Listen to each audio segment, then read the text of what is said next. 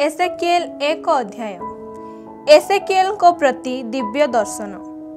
30 वर्षर चतुर्थ मासर पंचम दिवस केबार नदी समीपरे मु जेबे निर्वासित लोकमानक सहित थिली तेबे स्वर्ग उन्मुक्त हेला व मु ईश्वरक दर्शन लाभ कली। सेही मासर पंचम दिवस राजा जेहोयाखिन को निर्वासनर पंचम वर्ष थिला। कालदीय मानक देशस्थ केबार नदी तटरे बुसींक पुत्र तथा याजक एसेकिएल प्रति प्रभुंक वचन कथित हेला। प्रभुंक हस्त सेठारे तांको सह विद्यमान थिला। मु देखिली व उत्तरुर एक झड़ तफान प्रवाहित होई आसिला। गोटे मेघमाला ताहार चतुर्पार्श्वरे आलोक विस्तार करी प्रज्वलित हेउथिबा अग्नि व अग्नि मध्यरे प्रदीप्यमान पितल सदृश किछि दृश्यमान हेला। ताहा मध्यरे 4 जन जीवंत प्राणी मानक प्रतिरूप उभा हेला। से माने समस्ते मनुष्य रूप विशिष्ट थिले। से मानक मध्यरु प्रत्येक 4 गोटी मुख व 4 गोटी पक्ष विशिष्ट थिले। से मानक पाद गुड़िक सीधा सड़ख थिला। से मानक पाद तल गवस्यर खुरा सदृश थिला। से समस्त उज्ज्वल पितल सदृश झटकिले। से मानक चतुर्पार्श्वस्थ पक्ष समूह तले मनुष्य हस्त देखागला। सेही 4 प्राणीक मुख तथा पक्ष सकल एहिपरि थिला। से मानक पक्ष गुड़िक परस्पर को स्पर्श करुथिला व उभय पार्श्व को न घूरी से माने सीधा सम्मुख दिगरे गमन करुथिले। से मानक मुख रूप एहिपरि थिला। 4 प्राणीक सम्मुख भागरे मनुष्य मुख, दक्षिण भागरे सिंह मुख, बाम पार्श्वरे बलद मुख व पश्चात भागरे उत्कृष पक्षी मुख। से मानकर मुखर आकृति एहिपरि थिला। से माने से मानक पक्ष सकल को ऊर्ध्व आड़े विस्तार करी धरिले। निकटवर्ती प्राणीर पक्ष स्पर्श करुथिबा 2टी पक्ष प्रत्येक प्राणीर थिला व अन्य 2टी पक्ष द्वारा प्रत्येक प्राणी निज शरीर को आच्छादन करुथिला। से मानक मध्यरु प्रत्येक सीधा सम्मुख दिगरे गमन करुथिले। जेउठाकु जीवा पाई आत्मा इच्छा करुथिला से माने सेहिटाकु जाउथिले। गमन बेले से माने बुली पड़ु नथिले। सेही जीवंत प्राणी मानक रूप उज्ज्वल अंगार सदृश थिला व से मानक मध्यरे मशाल सदृश किछि चलाचल करुथिला।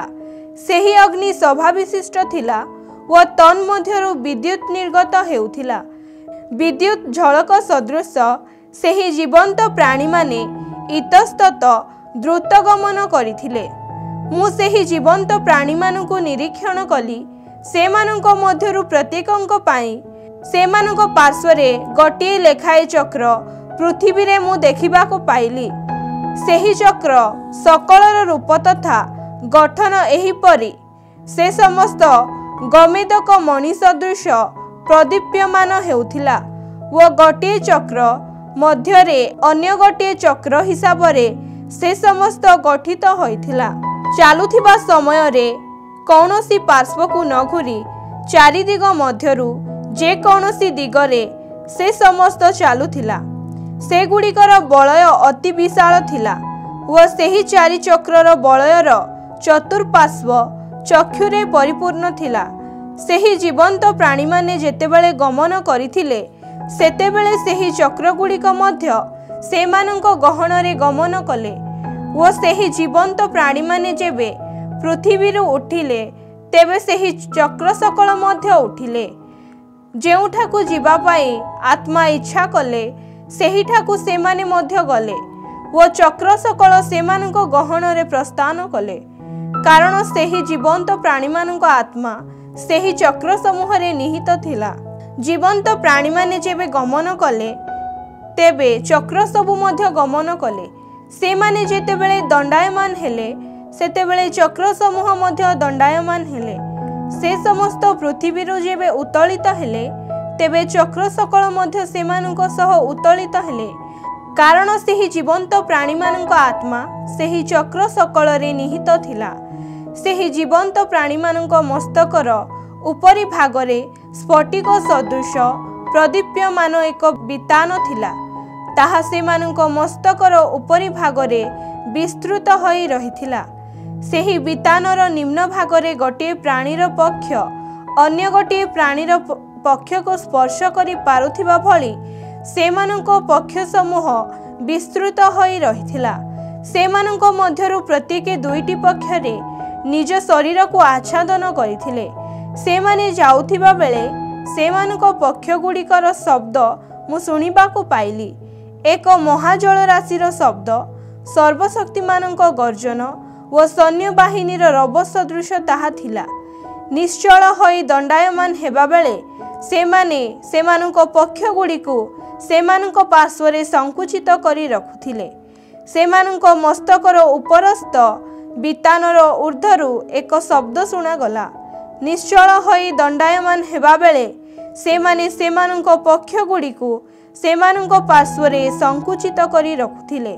ସେମାନଙ୍କ ମସ୍ତକର ଉପରସ୍ଥ ବିତାନର ଊର୍ଦ୍ଧ୍ୱରେ ନୀଳକାନ୍ତ ମଣି ସଦୃଶ ଏକ ସିଂହାସନର ଆକୃତି ଦୃଶ୍ୟମାନ ହେଲା। ସେହି ସିଂହାସନରେ ମନୁଷ୍ୟ ରୂପ ବିଶିଷ୍ଟ ଏକ ରୂପ ଆସୀନ ଥିଲେ, ଯାହା ତାହାଙ୍କର କଟିଦେଶ ସଦୃଶ ଦେଖାଗଲା। ତାହାର ଉପରି ଭାଗ ଉଜ୍ଜ୍ୱଳ ପିତ୍ତଳ ସଦୃଶ ଓ ତାହାର ଚତୁଃପାର୍ଶ୍ୱ ଅଗ୍ନିରେ ପରିବେଷ୍ଟିତ ଥିବା ଭଳି ଦେଖାଗଲା। ଯାହା ତାହାଙ୍କର କଟି ସଦୃଶ ଦେଖାଗଲା, ତାହାର ନିମ୍ନ ଭାଗ ଅଗ୍ନି ସଦୃଶ ଦୃଶ୍ୟମାନ ଥିଲା। ତାହାଙ୍କର ଚତୁଃପାର୍ଶ୍ୱ ସଭାରେ ଶୋଭିତ ଥିଲା। ବୃଷ୍ଟିପାତ ହେଉଥିବା ଦିବସରେ ମେଘମାଳାରେ ଦୃଶ୍ୟମାନ ମେଘଧନୁ ସଦୃଶ ତାହାଙ୍କର ଚତୁଃପାର୍ଶ୍ୱସ୍ଥ ଉଜ୍ଜ୍ୱଳତା ପରି ଦୃଷ୍ଟ ହୋଇଥିଲା। ଏହିପରି ଭାବେ ପ୍ରଭୁଙ୍କ ଗୌରବମୟ ରୂପ ଦେଖାଗଲା। ତାହାଙ୍କର ଦର୍ଶନ ଲାଭ କରିବା କ୍ଷଣି ମୁଁ ମୁହଁ ମାଡ଼ି ପଡ଼ିଲି ଓ କେହି ଜଣେ କଥା କହିବାର ସ୍ୱର ମୁଁ ଶୁଣିବାକୁ ପାଇଲି। ଏସେକିଏଲ 2 ଅଧ୍ୟାୟ। ଏସେକିଏଲଙ୍କ ଦୌତ୍ୟ। ସେ ମୋତେ କହିଲେ, ହେ ମନୁଷ୍ୟ ପୁତ୍ର, ଉଠି ଦଣ୍ଡାୟମାନ ହୁଅ, ମୁଁ ତୁମ ସହିତ କଥା କହିବି। ମୋ ସହିତ ସେ ଯେବେ କଥା କହିଲେ, ତେବେ ମୋଠାରେ ଆତ୍ମା ପ୍ରବେଶ କରି ମୋତେ ମୋ ପାଦରେ ଠିଆ କରାଇଲେ। ପରେ ସେ ମୋତେ ଏହିପରି କହୁଥିବା ମୁଁ ଶୁଣିବାକୁ ପାଇଲି। ସେ ମୋତେ କହିଲେ, ହେ ମନୁଷ୍ୟ ପୁତ୍ର, ଯେଉଁମାନେ ମୋ ବିରୁଦ୍ଧରେ ବିଦ୍ରୋହ କଲେ, ସେହି ଇସ୍ରାଏଲୀୟ ଜନତା ପାଖକୁ ମୁଁ ତୁମକୁ ପଠାଏ। ସେମାନେ ଓ ସେମାନଙ୍କ ପିତାଗଣ ଏପର୍ଯ୍ୟନ୍ତ ମୋ ବିପକ୍ଷରେ ଅପରାଧ କରିଅଛନ୍ତି। ସେହି ଜନତା ଉଦ୍ଧତ ଓ ଅନମନୀୟ ଅଟନ୍ତି। ମୁଁ ତୁମକୁ ସେମାନଙ୍କ ନିକଟକୁ ପଠାଏ। ତୁମେ ସେମାନଙ୍କୁ କହିବ, ପ୍ରଭୁ ଈଶ୍ୱର ଏହିପରି କହନ୍ତି, ସେମାନେ ବିଦ୍ରୋହୀମାନଙ୍କର ଏକ ବଂଶ ଅଟନ୍ତି। ସେମାନେ ଶୁଣନ୍ତୁ ବା ଶୁଣିବା ପାଇଁ ଅସ୍ୱୀକାର କରନ୍ତୁ, ତଥାପି ସେମାନେ ଜାଣିବେ ଯେ ସେମାନଙ୍କ ମଧ୍ୟରେ ଜଣେ ପ୍ରବକ୍ତା ବିଦ୍ୟମାନ। ହେ ମନୁଷ୍ୟ ପୁତ୍ର, ସେମାନଙ୍କ ପ୍ରତି କିମ୍ବା ସେମାନଙ୍କ କଥା ପ୍ରତି ତୁମେ ଭୀତ ହୁଅ ନାହିଁ। ଯଦିଓ କଣ୍ଟକ ତଥା କାନକଳି ବୁଦା ତୁମର ସହବର୍ତ୍ତୀ ହୁଏ, କିମ୍ବା କଙ୍କଡ଼ା ବିଛା ଉପରେ ଆସୀନ ହେବା ତୁମ ପକ୍ଷରେ ଆବଶ୍ୟକ ହୋଇଥାଏ, ତଥାପି ତୁମେ ସେମାନଙ୍କ ବାକ୍ୟ ପ୍ରତି ଭୀତ ହୁଅ ନାହିଁ, କିମ୍ବା ସେମାନଙ୍କ ଦୃଷ୍ଟି ଯୋଗୁଁ ଆତଙ୍କିତ ହୁଅ ନାହିଁ, କାରଣ ସେମାନେ ବିଦ୍ରୋହୀମାନଙ୍କର ଏକ ବଂଶ। ସେମାନେ ଶୁଣନ୍ତୁ ବା ଶୁଣିବା ପାଇଁ ଅସ୍ୱୀକାର କରନ୍ତୁ, ତଥାପି ତୁମେ ମୋର ବଚନ ସେମାନଙ୍କୁ ଜଣାଇବ, କାରଣ ସେମାନେ ବିଦ୍ରୋହୀମାନଙ୍କର ଏକ ବଂଶ। କିନ୍ତୁ ହେ ମନୁଷ୍ୟ ପୁତ୍ର, ଯାହା ମୁଁ ତୁମକୁ କହେ ତାହା ଶୁଣ। ସେହି ବିଦ୍ରୋହୀମାନଙ୍କ ବଂଶ ସଦୃଶ ତୁମେ ମଧ୍ୟ ବିଦ୍ରୋହୀ ହୁଅ ନାହିଁ। ତୁମ ମୁଖ ଖୋଲ ଓ ମୁଁ ଯାହା ତୁମକୁ ଦେବି ତୁମେ ତାହା ଆହାର କର। ସେଥିରେ ମୁଁ ଯେବେ ଚାହିଁଲି, ତେବେ ଏକ ପ୍ରସାରିତ ହସ୍ତ ଓ ସେହି ହସ୍ତରେ ଏକ ଲିପିବଦ୍ଧ ନିର୍ଘଣ୍ଟ ଦେଖିବାକୁ ପାଇଲି। ସେ ତାହା ମୋ ସମ୍ମୁଖରେ ବିସ୍ତାର କଲେ। ଭିତର ତଥା ବାହ୍ୟ ଭାଗରେ ତାହା ଲିପିବଦ୍ଧ ଥିଲା। ବିଳାପ, ରୋଦନ ତଥା ସନ୍ତାପର ବାକ୍ୟ ସବୁ ସେଥିରେ ରଚିତ ଥିଲା। ଏସେକିଏଲ 3 ଅଧ୍ୟାୟ। ସେ ମୋତେ କହିଲେ, ହେ ମନୁଷ୍ୟ ପୁତ୍ର, ଯାହା ତୁମକୁ ପ୍ରଦତ୍ତ ତାହା ଭକ୍ଷଣ କର। ଏହି ନିର୍ଘଣ୍ଟ ଭକ୍ଷଣ କର ଓ ତତ୍ପରେ ଯାଇ ଇସ୍ରାଏଲ ବଂଶ ସହିତ କଥା କୁହ। ତହୁ ମୁଁ ମୁହଁ ଖୋଲିଲି ଓ ସେହି ନିର୍ଘଣ୍ଟ ଭକ୍ଷଣ କରିବା ପାଇଁ ସେ ମୋତେ ପ୍ରଦାନ କଲେ। ସେ ପୁଣି କହିଲେ, ହେ ମନୁଷ୍ୟ ପୁତ୍ର, ଯେଉଁ ନିର୍ଘଣ୍ଟ ମୁଁ ତୁମକୁ ଦିଏ ତାହା ଭୋଜନ କର ଓ ତଦ୍ୱାରା ତୁମର ଉଦର ଭରିଦିଅ। ମୁଁ ତାହା ଭୋଜନ କଲି ଓ ମୋର ମୁଖରେ ତାହା ମଧୁ ସଦୃଶ ମିଷ୍ଟ ଲାଗିଲା। ପରେ ସେ ମୋତେ କହିଲେ, ହେ ମନୁଷ୍ୟ ପୁତ୍ର, ଯାଇ ତୁମେ ଇସ୍ରାଏଲ ବଂଶକୁ ମୋର ବଚନ ଜଣାଅ। କୌଣସି ବିଦେଶୀ ଭାଷା କିମ୍ବା ଦୁର୍ବୋଧ୍ୟ ଶୈଳୀ ଉପଯୋଗ କରୁଥିବା ଏକ ଜନତା ପାଖକୁ ମୁଁ ତୁମକୁ ପଠାଉ ନାହିଁ, ବରଂ ତୁମେ ଇସ୍ରାଏଲ ବଂଶକୁ ପ୍ରେରିତ, ଯେଉଁମାନେ କୌଣସି ବିଦେଶୀ ଭାଷା କିମ୍ବା ଦୁର୍ବୋଧ୍ୟ ଶୈଳୀ ଉପଯୋଗ କରନ୍ତି ଓ ଯେଉଁମାନଙ୍କର କଥା ତୁମ ପ୍ରତି ଅବଧ୍ୟ, ସେହିପରି ଏକ ଜନତା ପାଖକୁ ମୁଁ ତୁମକୁ ପଠାଉ ନାହିଁ। ସେପରି ଏକ ଜନତା ନିକଟକୁ ମୁଁ ଯଦି ତୁମକୁ ପଠାଏ, ତେବେ ସେମାନେ ଅବଶ୍ୟ ତୁମ କଥା ଶୁଣିଥାନ୍ତେ, କିନ୍ତୁ ଇସ୍ରାଏଲୀୟ ବଂଶ ତୁମ ବାକ୍ୟ ପ୍ରତି ମନୋଯୋଗୀ ହେବେ ନାହିଁ, କାରଣ ମୋର ବଚନ ଶୁଣିବା ପାଇଁ ସେମାନେ ଅନିଚ୍ଛୁକ। ସମଗ୍ର ଇସ୍ରାଏଲ କଠିନ କପାଳ ତଥା ଅନମନୀୟ ହୃଦୟ ବିଶିଷ୍ଟ ଏକ ବଂଶ ଅଟନ୍ତି। ତୁମ ମୁଖ ସେମାନଙ୍କ ମୁଖ ବିରୁଦ୍ଧରେ ଓ ତୁମ କପାଳ ସେମାନଙ୍କ କପାଳ ବିପକ୍ଷରେ ମୁଁ କଠିନ କରିଅଛି। ଚକମକି ପଥର ଅପେକ୍ଷା ଅଧିକ ଦୃଢ଼ ହୀରକ ପଥର ତୁଲ୍ୟ ମୁଁ ତୁମ କପାଳକୁ କଠିନ କରିଅଛି। ତୁମେ ସେମାନଙ୍କୁ ଭୟ କର ନାହିଁ କିମ୍ବା ସେମାନଙ୍କ ଦୃଷ୍ଟିକୁ ଦେଖି ଉଦ୍ବିଗ୍ନ ହୁଅ ନାହିଁ, କାରଣ ସେମାନେ ଏକ ବିଦ୍ରୋହୀ ବଂଶ। ସେ ପୁନରାୟ ମୋତେ କହିଲେ, ହେ ମନୁଷ୍ୟ ପୁତ୍ର, ମୁଁ ଯାହା ତୁମକୁ କହିବି ସେ ସମସ୍ତ ମନୋଯୋଗ ପୂର୍ବକ ଶୁଣ ଓ ତୁମ ହୃଦୟରେ ସେ ସମସ୍ତ ସାଇତି ରଖ। ସେମାନେ ତୁମକୁ ଶୁଣନ୍ତୁ ବା ଶୁଣିବା ପାଇଁ ଅସ୍ୱୀକାର କରନ୍ତୁ, କିନ୍ତୁ ତୁମ ସ୍ୱଜନ ସେହି ପ୍ରବାସୀମାନଙ୍କ ନିକଟକୁ ଯାଇ ତୁମେ କୁହ, ପ୍ରଭୁ ଈଶ୍ୱର ଏହିପରି କହନ୍ତି, ସେ ସମୟରେ ଆତ୍ମା ମୋତେ ଉର୍ଦ୍ଧ୍ୱକୁ ଉଠାଇଲେ। ପ୍ରଭୁଙ୍କର ମହିମା ଯେବେ ସ୍ୱସ୍ଥାନରୁ ଉର୍ଦ୍ଧ୍ୱାରୋହଣ କଲେ, ତେବେ ମୋର ପଶ୍ଚାତ ଭାଗରେ ଏକ ବିରାଟ ଭୂକମ୍ପର ଶବ୍ଦ ମୁଁ ଶୁଣିବାକୁ ପାଇଲି, ଯାହା ଭୂକମ୍ପ ସଦୃଶ ନିନାଦିତ ହେଲା। ତାହା ସେହି ଜୀବନ୍ତ ପ୍ରାଣୀମାନଙ୍କର ପକ୍ଷ ସମୂହର ପରସ୍ପର ସ୍ପର୍ଶରୁ ସଂଘଟିତ ଓ ସେମାନଙ୍କ ପାର୍ଶ୍ୱବର୍ତ୍ତୀ ଚକ୍ରଗୁଡ଼ିକ ଦ୍ୱାରା ଧ୍ୱନିତ ଶବ୍ଦ ଥିଲା। ଆତ୍ମା ମୋତେ ଉଠାଇ ନେଇଗଲେ। ମୁଁ ଯେବେ ଗଲି, ତେବେ ମୋର ହୃଦୟ ତିକ୍ତତା ତଥା ରସରେ ଉଚ୍ଛ୍ୱସିତ ହେଲା। ପ୍ରଭୁଙ୍କ ହସ୍ତ ମୋ ଉପରେ ଦୃଢ଼ ଭାବେ ଥିଲା। ଏହାପରେ କେବାର ନଦୀ ସମୀପସ୍ଥ ତେଲ ଅବିବ୍ର ବାସ କରିଥିବା ପ୍ରବାସୀମାନଙ୍କ ସମୀପକୁ ମୁଁ ଆସିଲି। ସ୍ତମ୍ଭୀଭୂତ ଭାବେ ମୁଁ ସେମାନଙ୍କ ମଧ୍ୟରେ 7 ଦିନ ବ୍ୟାପୀ ରହିଲି। ସେହି 7 ଦିନ ପରେ ମୋ ପ୍ରତି ପ୍ରଭୁ ବଚନ କଥିତ ହେଲା, ହେ ମନୁଷ୍ୟ ପୁତ୍ର, ଇସ୍ରାଏଲ ବଂଶର ଏକ ପ୍ରହରୀ ରୂପେ ମୁଁ ତୁମକୁ ନିଯୁକ୍ତି ପ୍ରଦାନ କରିଅଛି। ମୋର ମୁଖ ନିଷ୍କୃତ ବଚନ ଶୁଣିବା ବେଳେ ତୁମେ ସେମାନଙ୍କୁ ସେହି ମୋର ଚେତାବନୀ ବାଣୀକୁ ଶୁଣାଇବ। ତୁମେ ଅବଶ୍ୟ ମୃତ୍ୟୁ ମୁଖରେ ପଡ଼ିବ। ମୁଁ ଯେବେ ଦୁଷ୍ଟକୁ ଏହିପରି କହିବି, ତେବେ ତୁମେ ଯଦି ତାଙ୍କୁ ସତର୍କ କରାଇବ ନାହିଁ କିମ୍ବା ତା ଜୀବନ ରକ୍ଷା କରିବା ପାଇଁ ତାର ସେହି ଦୁଷ୍ଟ ମାର୍ଗ ସମ୍ବନ୍ଧରେ ତୁମେ ଯଦି ସେହି ଦୁଷ୍ଟକୁ ସତର୍କ କରାଇବ ନାହିଁ, ତେବେ ସେହି ଦୁଷ୍ଟ ତାର ଦୋଷରେ ମୃତ୍ୟୁବରଣ କରିବ, କିନ୍ତୁ ମୁଁ ତୁମଠାରୁ ତାର ରକ୍ତ ପାଇଁ ପ୍ରତିଶୋଧ ନେବି। କିନ୍ତୁ ଯଦିଓ ତୁମେ ସେହି ଦୁଷ୍ଟକୁ ସତର୍କ କରାଇବ, ତଥାପି ସେ ଯଦି ତାର ଦୁଷ୍ଟତା ତଥା କୁମାର୍ଗରୁ ନିବୃତ୍ତ ହୁଏ ନାହିଁ, ତେବେ ସେ ତାର ଦୋଷରେ ମୃତ୍ୟୁବରଣ କରିବ, କିନ୍ତୁ ତୁମ ଜୀବନକୁ ତୁମେ ରକ୍ଷା କରିବ। ସେହିପରି ଜଣେ ନୀତିନିଷ୍ଠ ବ୍ୟକ୍ତି ତାର ନୀତିନିଷ୍ଠାରୁ ବିମୁଖ ହୋଇ ଯଦି କୌଣସି ଦୋଷ କରେ, ତେବେ ମୁଁ ତାକୁ ପତିତ କରାଇବି ଓ ସେ ମୃତ୍ୟୁବରଣ କରିବ। ଯେହେତୁ ତୁମେ ତାକୁ ସତର୍କ କରାଇ ନାହଁ, ସେହେତୁ ସେ ତାର ପାପରେ ମୃତ୍ୟୁବରଣ କରିବ। ତା ଦ୍ୱାରା ସମ୍ପାଦିତ ନୀତିନିଷ୍ଠ କର୍ମାବଳୀ ଅନୁସୃତ ହେବ ନାହିଁ। କିନ୍ତୁ ମୁଁ ତୁମଠାରୁ तार रक्त पाई प्रतिशोध नेबी। पाप न करिबा पाई तुम द्वारा प्रदत्त चेतावनी ग्रहण करी से जदि पाप न करे तेबे से अवश्य जीवित रहिबो, कारण से सही चेतावनी ग्रहण कला। आउ तुमे मध्य तुम जीवन रक्षा करिबो। सेठारे प्रभुंकर हस्त मो उपरे थिला। से मते कहिले, उठी समतल अंचल को जाओ वो सेठारे मु तुम सह कथा कहिबी। तहु उठी मु समतल अंचल को गली।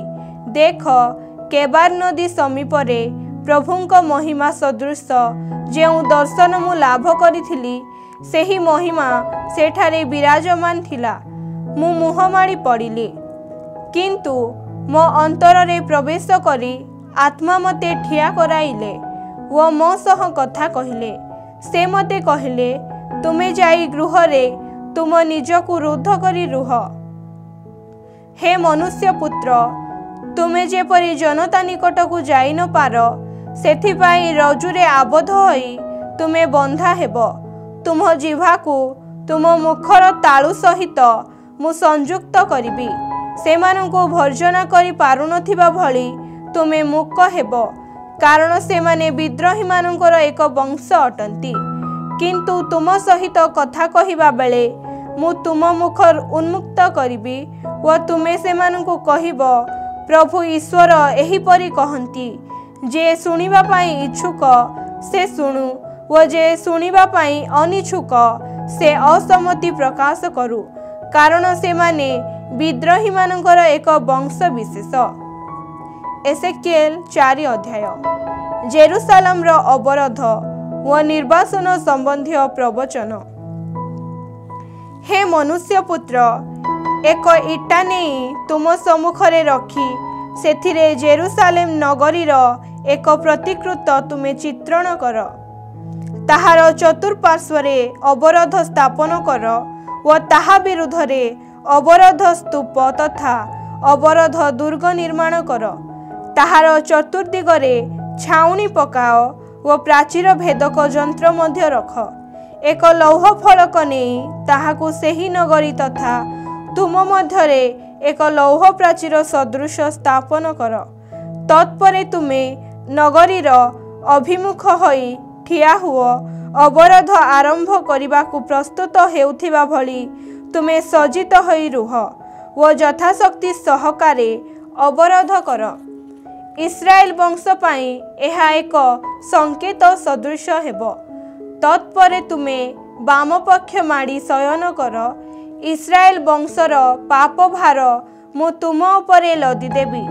जे पर्यंत तुमे सेही परि शयन करिब से पर्यंत तुमे सेमानंक पाप भार बहन करिब। सेमानंक शास्तिर वर्ष गुड़िकर अनुपात रे मु तुम पाई 390 दिवस निर्णय करिअछि। सेते काल व्यापी तुमे इस्राएल वंशर पाप भार बहन करिब। से समस्त दिन सरिबा परे तुमे पुनराय डाहाण पक्ष माड़ी शयन करिब। जुदार पाप भार को मध्य तुमे बहन करिब। एक वर्ष पाई एक दिन लेखाए सर्वमोट 40 दिवस मु तुम पाई निरूपण करिअछि। जेरुसालेम रो अवरोध अभिमुखरे तुम मुख तुमे घुराइब व अनावृत बाहुरे तुमे नगरी विरुद्धरे प्रवचन देब।